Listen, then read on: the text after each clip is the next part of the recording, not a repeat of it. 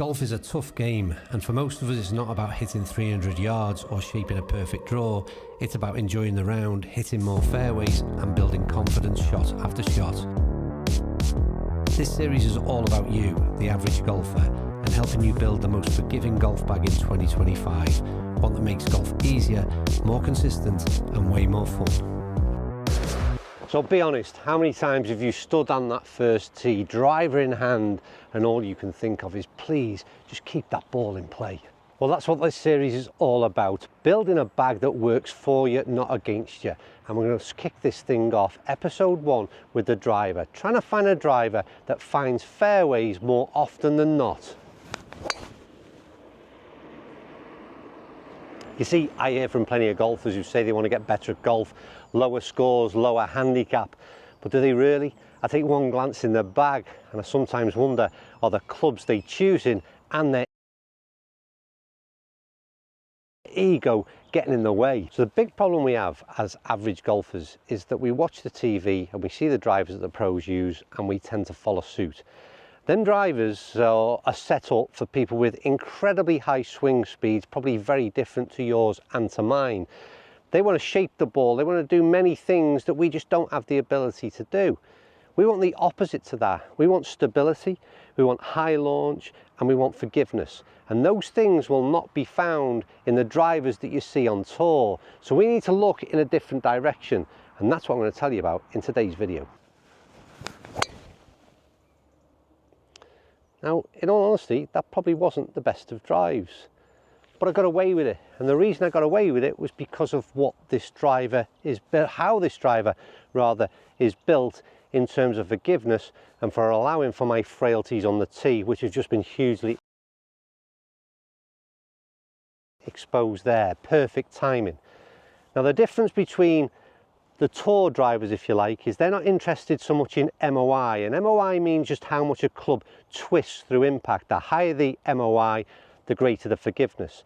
The other thing that will favour us significantly is the loft and the spin of our driver. If we can get that ball launching high, spinning perhaps a tad higher than those tour pros, that will help again keep that ball straighter, and that's what I consider to be forgiveness.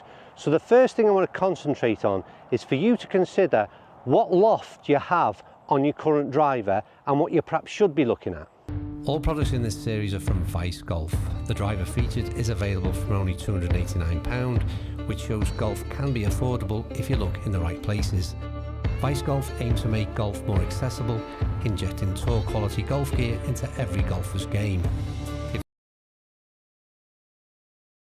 If you visit the Vice Golf website now, you can sign up and be the first in line for exclusive access to Black Friday deals. Well, the good news is we still managed to find a fairway, although like I said, it wasn't my best. So this driver I'm using in today's video is from Vice. It's the VGD01. It's extremely well priced, and I've got to say I'm super impressed with how it's performed.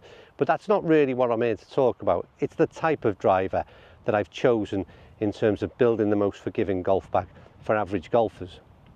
The first thing to note is this driver has 12.5 degrees aloft. So forget all that 9 degree, that 10, 10.5, get them out your bag. Just have a look at ball flight, have a look at spin, have a look at launch. How long is that ball staying up in the air for? Because particularly with that slower swing speed, we need some help. That 12.5 degrees is going to be massive. Don't forget the first thing I said in this video.